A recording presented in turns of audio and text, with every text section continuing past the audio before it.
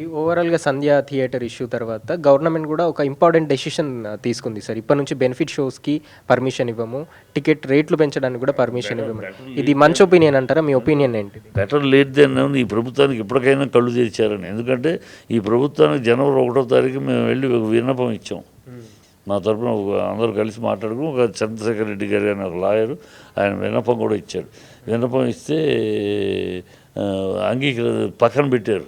ఇదే బెనిఫిట్ షోలు వద్దు, ఈ దందా ఇది, ఈ బ్లాక్ మార్కెటింగు, ఈ మిడ్ నైట్ షోలు వద్దు, టెన్షన్ క్రియేషను వద్దండి, నార్మల్గా రేట్లు పెంచొద్దు, నార్మల్గా ప్రజల మీద భారం మోపొద్దు అని మేము ఒక విన్నపం ఇచ్చాం.